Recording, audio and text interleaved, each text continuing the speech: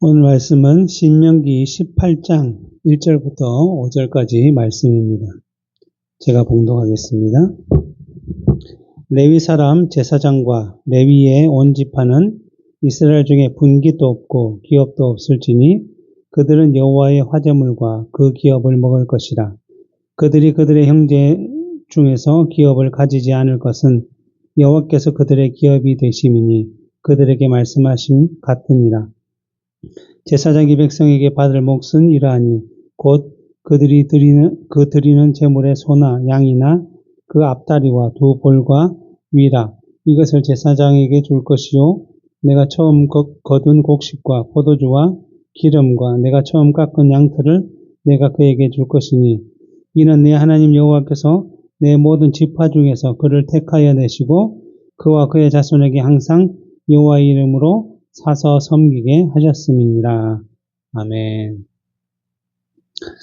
우리는 지난 시간에 이스라엘의 왕이 세워지게 된다면 금지해야 할 것과 또 지켜 행하여야 할 것에 대해서 함께 살펴보았습니다. 이스라엘의 왕이 세워지면 병마를 많이 두지 말고 그리고 그러한 말을 얻기 위해 애굽으로도 가지 말고 또한 왕은 아내도 많이 두지 말고 은금도 많이 쌓고자 해서는 안 된다라고 말씀하였습니다. 그렇게 하신 이유는 이러한 것들이 곧 이스라엘의 참된 왕이신 하나님과 그 말씀을 의지하게 하는 것이 아니라 말과 아내와 은금으로 대변되는 애굽, 즉 이 세상을 의지하게 만들기 때문이라는 것입니다.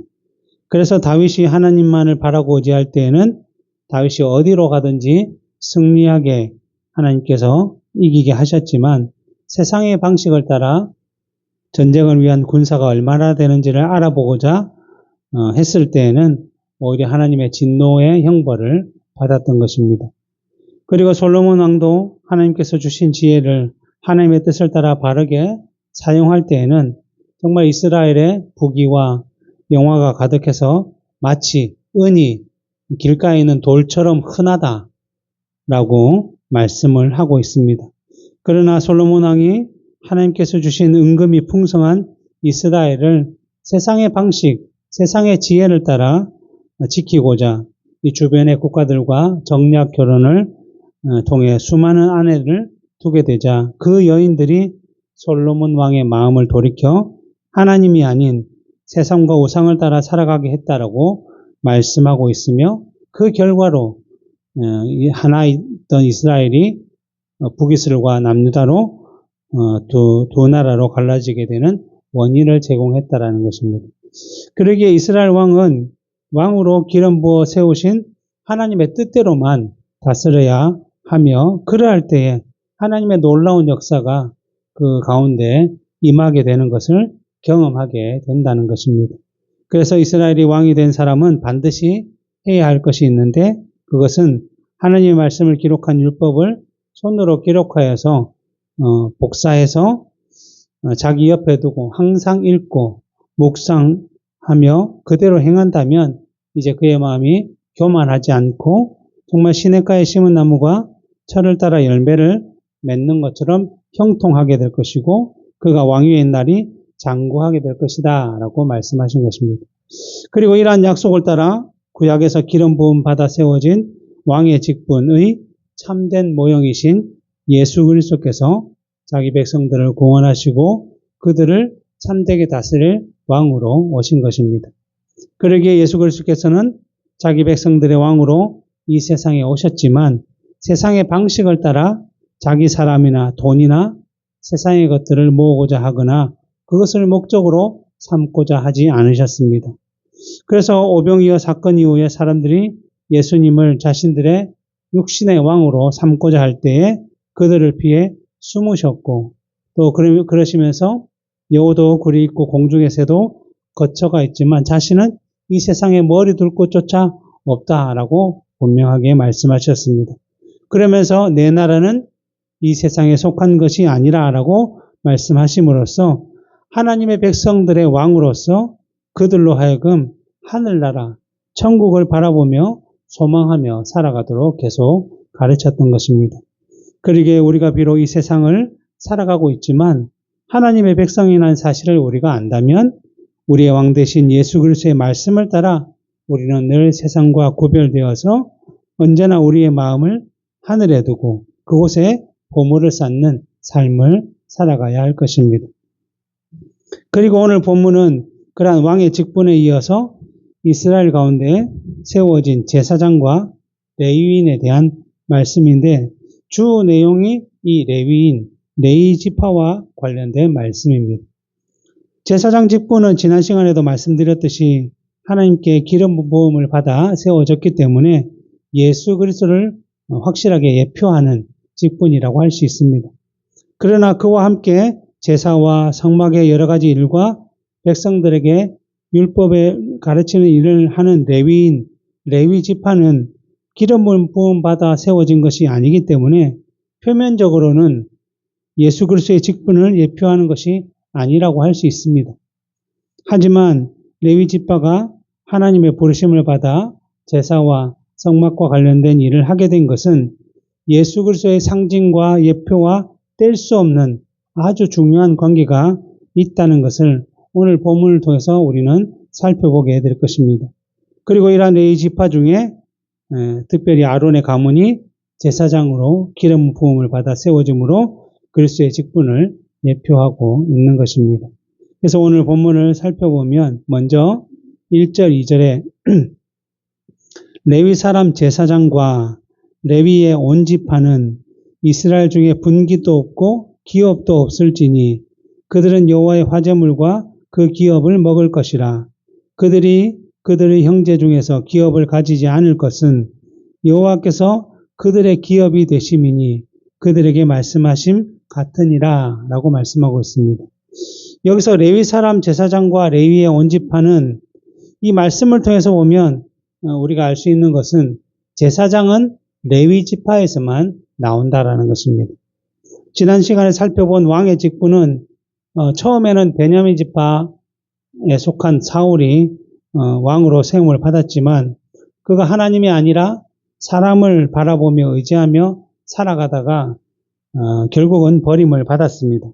그리고 나서 하나님의 마음에 합한 왕이라고 불리는 다윗이 왕이 되었고 하나님께서는 하나님만을 바라보고 의지하는 다윗과 언약을 맺어서는 사무엘의 7장 16절에 내 집과 내 나라가 내 앞에서 영원히 보존되고 내 왕위가 영원히 견고하리라 라고 말씀해 주셨습니다.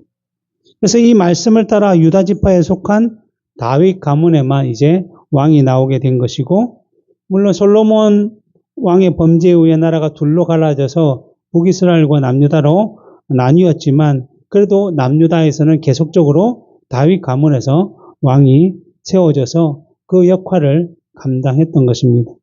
이처럼 레위 지파에서만 제사장이 될 수 있는데 특별히 그 중에 아론의 자손들이 이 제사장의 직분을 감당했다라고 할 수 있습니다. 근데 여기서 왜 12지파 중에 레위 지파가 하나님의 부르심을 받아서 이러한 역할을 감당하게 되었을까요? 그러한 것을 좀 살펴보기 위해서 먼저 출애굽기 13장 11절부터 16절을 살펴보면 이 내용은 아마 그 출애굽기 12장에 이제 출애굽 관련된 유월절과 관련된 사건 이후에 13장에 이제 출애굽하게 되었을 때에 곧바로 하나님께서 이스라엘 백성들에게 주신 말씀이라고 할 수 있는데 여호와께서 너와 내 조상에게 맹세하신 대로 너를 가나안 사람의 땅에 인도하시고 그 땅을 내게 주시거든. 지금 이제 가나안 애굽을 출발해서 가나안으로 가고자 하는 그 이스라엘 백성들에게 이제 하나님께서 명령하신 것입니다. 너는 태에서 처음 난 모든 것과 내게 있는 가축의 태에서 처음 난 것들을 다 구별하여 여호와께 돌리라. 수컷은 여호와의 것이니라. 나귀의 첫 새끼는 다 어린 양으로 대속할 것이요 그렇게 하지 아니하려면 그 목을 꺾을 것이며 내 아들 중 처음 난 모든 자는 대속할지라. 그러니까 처음 난 모든 것은 하나님께 돌려야 한다. 가나안에 들어가면 이런 일들을 해야 한다라고 말씀해 주셨습니다. 그리고 그 이유에 대해서 후일에 내 아들이 내게 묻기를 어찌 됨이냐 하거든 왜 우리가 처음 난 것을 하나님께 돌려야 합니까? 라고 묻는다면 너는 그에게 이르기를 여호와께서 그의 손의 권능으로 우리를 애굽에서 종되었던 집에서 인도하여 내실 때 그때에 바로가 완악하여서 우리를 보내지 아니하며 여호와께서 애굽 나라 가운데 처음 난 모든 것은 사람의 장저로부터 가축의 처음 난 것까지 다 죽이셨으므로 태에서 처음 난 모든 수컷들은 내가 여호와께 제사를 드려서 내 아들 중에 모든 처음 난 자를 다 대속하리니 이것이 내 손의 기호와 내 미간의 표가 되리라. 이는 여호와께서 그의 손의 권능으로 우리를 애굽에서 인도하여 내셨습니다. 라고 말씀해 주셨습니다. 그러니까 애굽에서 종으로 살고 있던 이스라엘 백성들을 그냥 풀어주지 않는 바로와 애굽 사람들에 대해서 하나님께서 진노하심으로 10가지 재앙을 내리신 것입니다. 그리고 마지막 재앙으로 애굽에서 태어난 애굽 땅에 있는 모든 사람의 또 짐승의 처음 난 것을 죽이는 재앙을 내리셨는데 그 가운데 이스라엘 백성들의 처음 난 것은 하나님께서 보호해 주셨다는 것입니다. 그리고 어떤 방식으로 보호해 주시냐면 우리가 지난번에 6월절 절기를 통해서 함께 살펴보았듯이 그 재앙의 날에 각 집에서 어린 양을 잡아서 그 문 좌우와 위에 그 어린 양의 피를 바르면 죽음의 사자가 애굽 사람의 처음 난 것, 애굽에 있는 땅에 처음 난 것을 죽이러 돌아다닐 때에 그 피를 보고 넘어갔다라는 의미로 넘을 월 이래서 6월절이라고 부르고 있는 것입니다. 그래서 이때 각 집에서 잡았던 어린 양이 곧 예수 그리스도를 예표하고 있는 것이며 또 그 문에 바르는 피가 바로 예수 그리스도께서 자기 백성을 위해서 십자가에서 죽으심으로 흘리실 피, 그들의 죄를 사하실 그 피를 상징하고 있는 것입니다. 그러기에 6월절은 예수 그리스도로 말미암은 구원을 기념하는 예식이며 이것을 너희가 규례로 삼아 너희와 너희 자손이 영원히 지켜야 한다라고 하나님께서는 말씀하셨습니다. 물론 예수 그리스도께서 구원을 완전하게 성취하신 이후에는 이 6월절이 예수 그리스도께서 제정하신 성례인 성찬으로 바뀌어 예수 그리스도의 몸과 피를 상징하는 떡과 포도주를 우리가 먹고 마시며 그 놀라운 구속의 은혜를 기억하며 감사하고 있는 것입니다. 그러기에 이스라엘 백성들이 애굽에 있었지만 이 10번째 재앙을 통해서 처음 난 것이 죽지 않은 것은 하나님의 은혜였기 때문에 너희가 약속의 땅인 가나안에 들어가서 정착하게 되면 그 처음 난 것을 하나님께 드리면서 그들이 애굽에서 구원받은 것들을 기억하며 감사하도록 하신 것입니다. 그래서 가나안에 들어가서 이제 처음 난 것들을 하나님께 드려서 하나님을 위한 사역, 즉 성막이나 제사와 관련된 것들을 율법을 따라 수행하도록 하고자 했는데 그냥 단순하게 생각해 보면 이 12지파에서 각 가문과 가정에서 첫째가 이제 그 역할을 감당하기에 모인다고 한다면 그냥 여러 지파에서 모였기 때문에 그 지휘 체계라든지 아니면 명령, 문제, 또 누가 어떠한 일들을 해야 될지를 하나하나 다 알지 못하기 때문에 중구난방이 될 수도 있다라는 것입니다. 그리고 그 사람들이 그 일을 감당하다가 이제 때가 되면 죽게 되면 그 다음 또 처음 난 사람들이 와서 또 모이면 또 새롭게 가르치고 또 역할을 또 분배해야 되고 이 여러 가지 많은 문제가 일어날 것처럼 보였기 때문에 하나님께서는 아주 좋은 방법을 이것을 해결하기 위해서 보여주셨는데 그것은 한 지파를 선택해서 그 각 지파 가정의 첫째를 대신하고자 하셨다는 것입니다. 그러니까 여러 지파에서 모인 사람들보다는 한 지파를 세워서 그들로 하여금 그 역할을 계속적으로 잘 훈련하고 배워서 계속적으로 영구히 그 일들을 감당하도록 해주셨다는 것입니다. 그래서 그 내용이 민수기 3장에 나오는데 제가 읽어보면 나는 여호와라 이스라엘 자손 중 모든 처음 태어난 자 대신에 레위인을 내게 돌리고 또 이스라엘 자손 가족 중에 모든 처음 난 것 대신에 레위인의 가축을 내게 돌리라. 모세가 여호와께서 자기에게 명령하신 대로 이스라엘 자손 중 모든 처음 난 자를 계수하니 1개월 이상으로 계수된 처음 난 자의 총계는 22,273명이었더라. 여호와께서 모세에게 말씀하여 이르시되 이스라엘 자손 중 모든 처음 태어난 자 대신에 레위인을 취하고 또 그들의 가축 대신에 레위인의 가축을 취하라. 레위인은 내 것이라 나는 여호와니라. 그러니까 모든 처음 난 자들을 대신해서 어떤 지파를 택했냐면 레위 지파를 하나님께서 선택하셨다는 것입니다. 그래서 그들을 불러서 하나님 율법을 따라 하나님께 제사 또 의식을 행하는 것 그리고 성막에서 모든 일들을 관리하고 감독하고 그러한 역할을 감당하게 하셨다는 것입니다. 그렇게 이제 돼서 레위 지파의 질서를 따라 아론 가문은 제사장으로서의 역할을 하고 또 어떤 가문은 성막을 이동할 때 설치하고 해체하는 역할을 하고 또 어떤 가문은 또 제사를 할 때 옆에서 도와줄 수 있는 역할을 하고 이러한 일들을 주어서 그 질서를 잘 감당하도록 하나님께서 해주셨다는 것입니다. 근데 이제 여기서 앞에서 했던 질문을 다시 한 번 더 생각해 보면 그렇다면 왜 12지파 중에 레위 지파를 선택해서 그 역할을 감당하게 하셨는가 라고 또 의문이 남습니다. 그래서 우리가 이 이유를 유추해 보면 이스라엘 백성들이 이제 애굽을 나와서 가나안을 향하는 가운데 시내산에 있는 그 시내 광야에서 머무르게 되었습니다.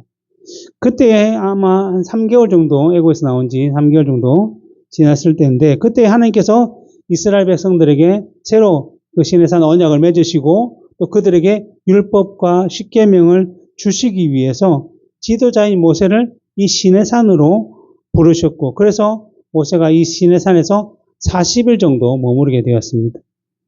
그런데 그 당시 이스라엘 백성들은 정말 애굽에서 나온 지 얼마나 되지 않았기 때문에 눈에 보이지 아니하지만 자기 백성들과 영원히 함께 하시는 하나님, 그 하나님에 대해서 정말 깊은 신뢰와 확신을 가지지 못했던 것이고 그러다 보니 눈에 보이는 모세를 더 의존하고 바라보게 되었던 것입니다.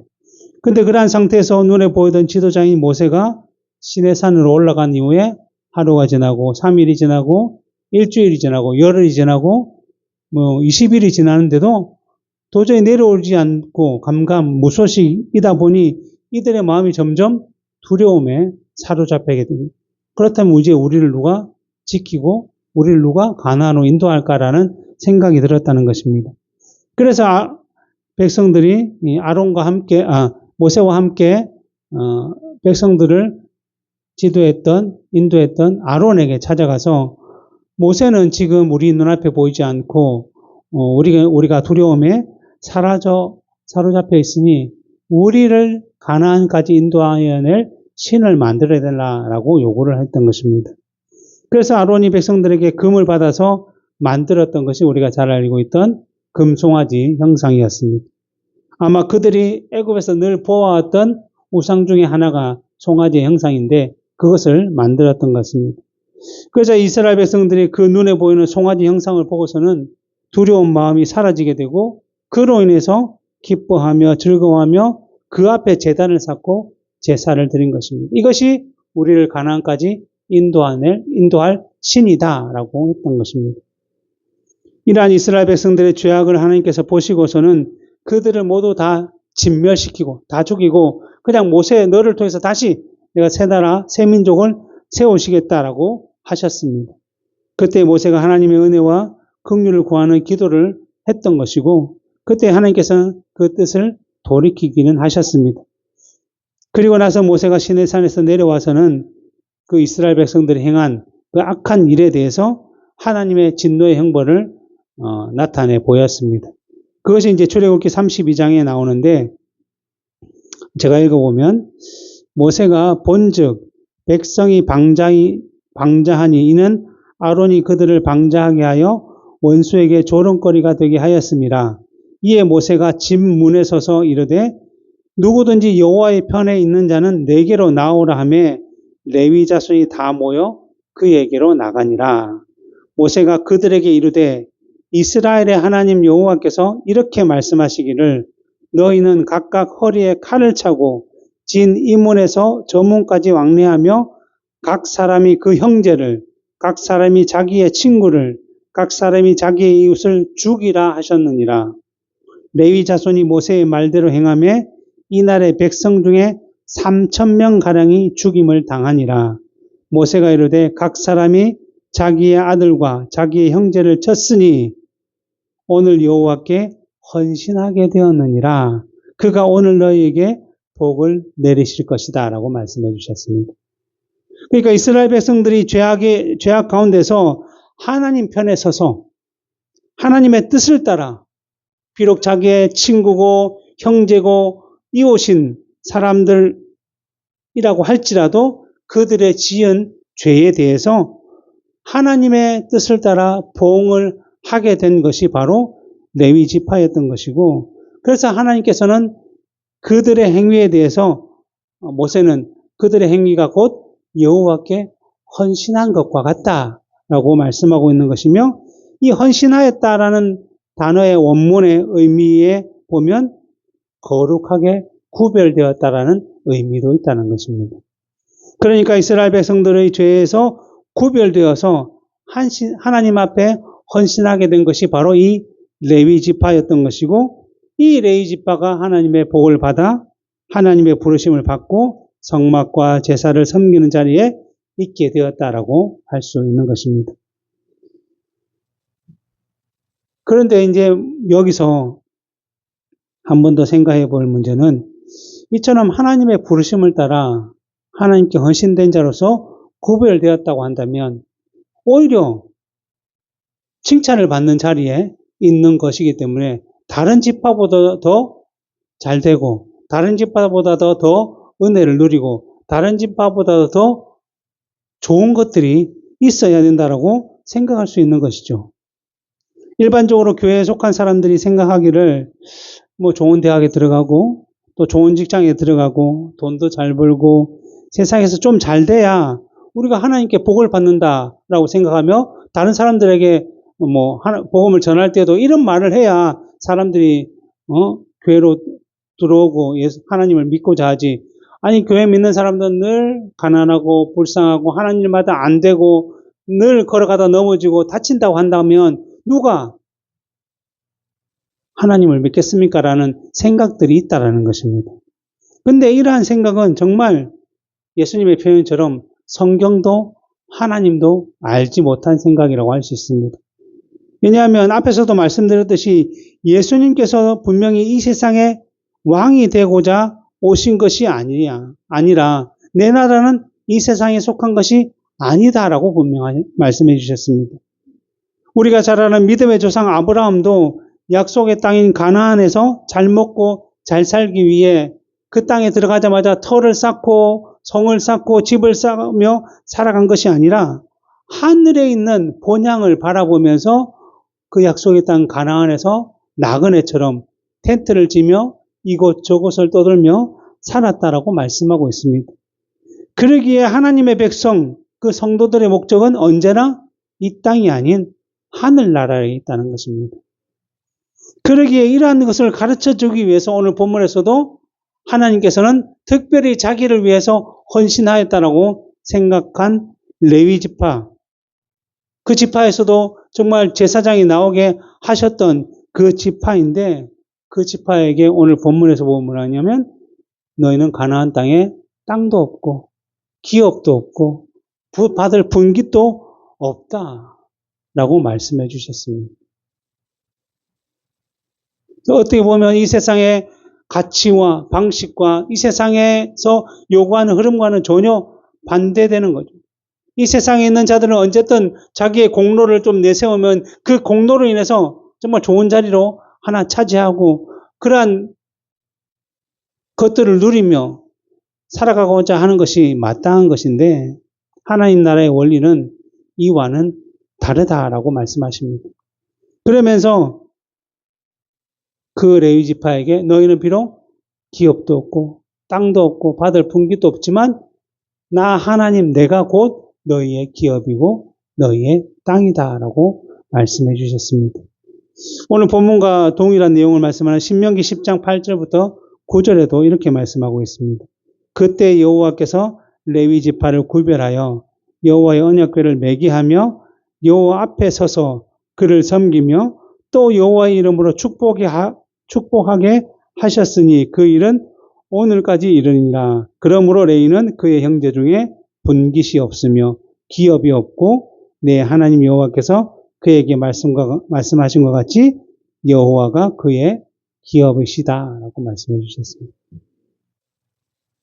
이스라엘 백성들이 가나안을 정복한 후에 정말 12지파별로 제비를 뽑아서 그 땅을 기업으로 분배받아 정착하게 살아가게 되었습니다.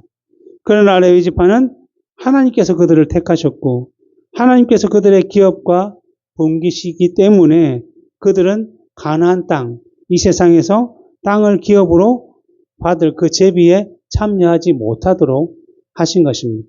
결국 그들에게는 가나안 땅에 기업이 없었던 것입니다.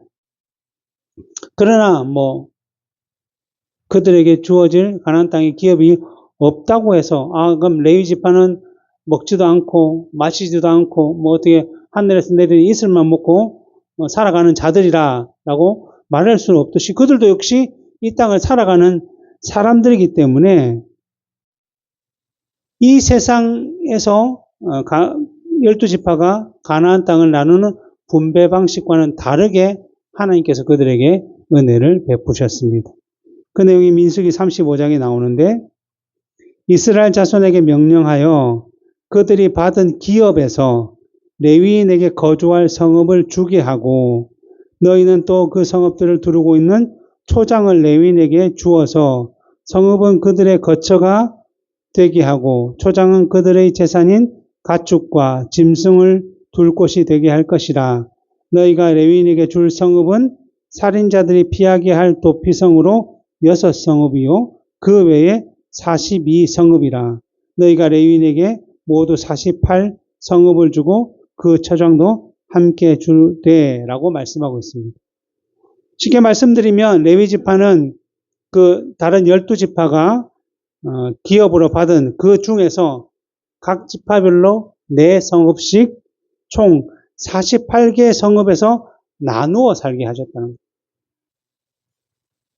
그러니까 유다 지파나 베냐민 지파나 르우벤 지파와 같은 지파는 자기들이 분배받은 그 땅 안에서 다 같이 모여서 살도록 하셨는데 마치 유다 지파는 경기도에서 베냐민 지파는 경상도에서 르우벤 지파는 전라도에서 그 지역에서만 살도록 하셨는데 이 레위 지파만 전국에 흩어져서 한 가문은 경기도에서, 한 가문은 강원도에서, 한 가문은 경상도에서, 한 가문은 전라도에서 이렇게 살도록 허락해 주셨다는 것입니다. 그리고서는 그들이 흩어져 사는 곳에서 해야 될 일이 무엇이겠습니까? 하나님의 부르심을 따라 율법대로 성막을 관리하고 또 제사하는 일을 돕고 더 나아가 율법의 참된 의미가 무엇인지를 그 백성들에게 가르치며 전하며 나누며 살아가도록 하신 것입니다. 그러니까 이 레위 지파의 사명은 무엇인가 하면 자기들이 하나님의 기업이 되었다는 사실을 통해서 이스라엘 백성들로 하여금 하나님을 더 바라보도록 하는 역할을 감당하게 하신 것입니다. 우리가 비록 이 세상을 살아가고 있지만 이 세상에 속하여서 이 세상을 목적으로 두고 살아가는 자들이 아니라 하늘나라, 하나님 나라가 목적이라는 사실을 기억하며 살아가도록 그들에게 직접 그 지역에서 보여주며 살아가도록 했다라는 것입니다. 그러기에 앞에서 말씀드린 것처럼 레위 지파에게 주어진 진정한 복이라는 것은 세상에서 돈이 많고 좋은 대학을 다니고 좋은 직장과 소유의 많고 적음이 복이 아니라 얼마나 하나님의 뜻대로 하나님의 규례와 법도를 잘 지키고 살아가고 있는지 아닌지가 그들에게 주어진 참된 복이라는 것이며, 이러한 복이 하나님의 백성들이 바라야 보아야 할 복임을 분명히 각자의 삶 가운데 나타내며 살아가야 했다라는 것입니다. 그리고 이렇게 하나님의 뜻대로 규례와 법도를 지키며 가르치는 그들에게 그들을 먹이시고 입히시고 살아가도록 하시기 위해서 하나님께서는 다른 지파들로 하여금 레위 지파에게 땅을 나누어 주게 하신 것처럼, 오늘 본문 3절부터 5절에 보면 제사장이 백성에게 받을 몫은 이러하니 곧 그 드리는 제물의 소나 양이나 그 앞다리와 두 볼과 위라 이것을 제사장에게 줄 것이요, 내가 또 처음 거둔 곡식과 포도주와 기름과 내가 처음 깎은 양털을 내가 그에게 줄 것이니 이는 내 하나님 여호와께서 내 모든 지파 중에서 그를 택하여 내시고 그와 그의 자손에게 항상 여호와의 이름으로 사서 섬기게 하셨다는. 그러니까 레위 지파도 여전히 이 세상을 살아가야 할 것이기 때문에 먹고 마시고 살아가야 할 땅들이 있어야 했는데, 하나님께서 땅들은 각 지파별로 4개의 성읍씩 주어서 그 땅들에서 살아가게 했고, 나머지 먹을 것과 입을 것은 나머지 12지파에서 처음 난 것, 또 하나님께 드리는 모든 것들은 다 레위 지파가 차지하도록 하셨다는 것입니다. 물론 12지파도 자기의 수고와 자기의 노력으로 그 농작물과 가축들을 거둔 것이 아니죠. 그 가나안 땅을 주신 분도 하나님이시고, 그 가나안 땅에 먹을 것, 입을 것이 풍성하게 나타나게 하신 분도 하나님이시고, 그것을 각 지파별로 거두도록 하신 분이 하나님이시기 때문에 그들이 기뻐함으로 자원하는 마음으로 정말 힘에 붙이도록 즐겁게 하나님께 드릴 수 있도록 하신 것이고, 그 드린 것을 하나님께서는 자기가 선택하신 구별하신 레위 지파의 몫이 되도록 해 주셨다는 것입니다.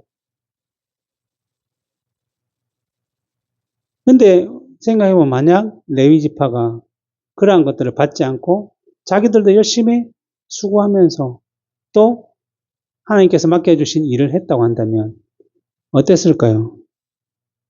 레위인들은 그들에게 주어진 그 기업에서 계속적으로 농사의 일도 하고 또 농작물도 팔기도 하고 또 여러 가지 일에 바쁘게 되었다면 그들에게 주어진 본분을 저버리게 될 것이고, 또 하나님께서 그들에게 명령하신 일들, 성막과 제사와 관련된 일들, 또 그 주변에 있는 백성들에게 하나님의 율법의 참된 정신과 그 내용을 전하며 그대로 살아가는 모든 일들에 대해서 제대로 할 수가 없게 될 것이고, 그들에게 참된 하나님의 나라를 살아가는 법들을 보여줄 수가 없게 될 것입니다. 그러기에 하나님께서는 다른 지파로 하여금 자신들의 기업을 통해 받은 것들을 레위 지파 제사장들에게 나누어 주도록 하신 것은 하나님을 섬기도록 부르심을 받은 자들이 그 직무를 온전히 수행하는데 벗어나지 않도록, 그리고 그 온전한 직무를 수행하는데 벗어나지 않는 것이 이스라엘 백성들에게 참된 영적인 것을 가르쳐주고 알려주는데 더 유익하다는 것을 아셨기 때문에 이렇게 하셨습니다. 그래서 다른 지파들 가운데 살고 있는 레위 지파가 하나님의 부르심을 따라 하나님께서 그들의 기업과 분깃이 됨으로 인해 누리는 영적인 복을 그들에게 가르치며 전하며 나누고자 하신 하나님의 뜻을 발견하도록 하신 것입니다. 다시 말씀드리면 하나님께서 이러한 은혜를 레위 지파에게 베푸시면서 이 일이 단지 한 지파만, 이 레위 지파만을 위해서 행하신 것이 아니라 나머지 모든 지파도 여전히 이러한 가운데 있다는 것을 보며 경험하며 누리도록 하기 위해 마치 대표성으로 레위 지파를 선택하신 것이고, 실제는 레위 지파는 12지파를 대신해서 나온 것이기 때문에 결국은 12지파가 같이 이러한 은혜를 누릴 수 있도록 해 주신 것입니다. 그리고 더 나아가 보면 이 레위 지파가 하나님의 부르심을 따라 세상의 일보다는 영적인 일에 더 집중하면서 여전히 세상에서의 먹을 것, 입을 것을 누리도록 하신 그 하나님의 일하심이 그 백성들, 나머지 지파들의 백성들에게도 동일하게 역사하신다는 사실을 깨달아서 그들이 진정으로 살아야 될 것은 떡이 아니라, 세상의 것이 아니라 하나님의 입에서 나오는 모든 말씀 가운데 있다. 하나님 나라에 있다는 것을 가르치고자 하셨던 것입니다. 그리고 그러한 사실이 오늘날까지 계속적으로 이어와서 유지되어야 하는 것이 바로 하나님의 뜻입니다. 그래서 이러한 레위 지파나 제사장의 역할들을 오늘날 말씀 사역자인 목사나 교육자들이 감당하고 있는 것입니다. 그래서 그 주어진 역할을 감당하기 위해서 이 성도들의 헌금과 또 여러 가지 후원들이 교회 안으로 들어오게 되고, 그래서 교회의 재정이 채워지고, 그로 인해 말씀 사역자들의 생활비와 또 가난한 자들에 대한 구제와 또 복음 전파를 위해서 계속적으로 사용이 되어지며 그 하나님의 뜻이 세대를 넘어 시대를 넘어 흘러가도록 하고 있는 것입니다. 그런데 이러한 가운데 우리가 더 깊이 생각해야 할 것은 이러한 역할이 단순히 그냥 말씀 사역자들에게만 주어진 것이 아니라 지금 하나님의 부르심을 받아 예수 그리스도를 영접한 모든 성도들에게도 동일하게 주어진 직무라는 것을 기억해야 할 것입니다. 왜냐하면 예수 그리스도께서 부활하시고 승천하시면서 제자들에게 주신 말씀이 사도행전 1장 8절 말씀인데, 오직 성령이 너에게 임하시면 너희가 권능을 받고 예루살렘과 온 유대와 사마리아와 땅끝까지 이르러 내 증인이 되라 라고 말씀해 주셨습니다. 그러니까 예수 그리스도를 믿고 예수 그리스도를 따라 살아가는 사람들은 각자가 어디에 있든지 어떠한 삶을 살아야 되냐면 부활의 증인으로서의 삶을 살아야 한다는 것입니다. 그동안 유대인들에게만 주어져 있었던, 유대인들에게만 준 것으로 생각되던 구원과 복된 소식이 이제 점점 확대가 되어서 예루살렘과 유대와 사마리아와 땅끝까지 흘러서 정말 모든 민족 가운데 믿기로 작정된 자들에게 주어지게 됐다는 것이죠. 그런데 그러한 은혜가 시대를 따라 흘러 오늘날 우리에게까지 주어졌고 우리가 그러한 믿음으로 이 은혜를 누리고 있는 것입니다.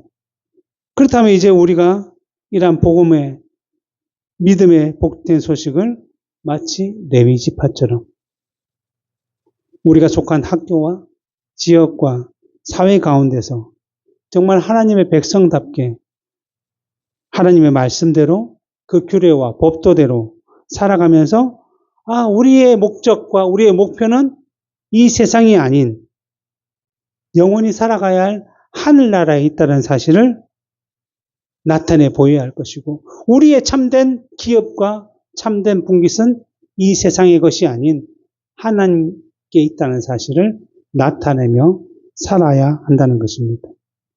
그것이 바로 살아계신 하나님을 증거하는 삶이라는 것이고, 그것이 부활의 증인으로서 사는 삶입니다. 예수 그리스도께서 죽으시고 부활하심으로 말미암아 그 은혜를 받은 자들은 영원한 생명을 누린다는 사실을 복음을 통해서 증언하며 증명하며 살아야 할 것이 바로 오늘날 믿음의 삶을 사는 우리에게 주어진 것이라고 말씀하고 있는 것입니다. 그러기에 우리는 지난 시간에도 말씀드렸듯이 우리는 왕같은 제사장입니다. 그리고 레위 지파처럼 하나님의 부르심을 받아 하나님께 헌신된 복을 누리는 사람들인 것입니다. 그러기에 우리는 우리의 삶을 통해서 하나님의 살아계심과 하나님의 우리의 기업이 되심으로 사는 법들을 보여줘야 될 것이고, 그것이 아직 하나님을 알지 못하는 자들에게 복된 소식으로 흘러가며, 그래서 그 가운데 하나님께로 다시 돌아와서 하나님께 영광 돌리는 그러한 사람들의 통로와 도구가 되어야 한다라고 말씀하고 있는 것입니다. 이것이 오늘날 우리에게 주어진 복된 사명이며 구별된 자들에게 주어진 은혜임을 늘 기억하면서 우리의 삶을 통해서 하나님을 나타내며 살아갈 수 있기를 바랍니다. 기도하겠습니다.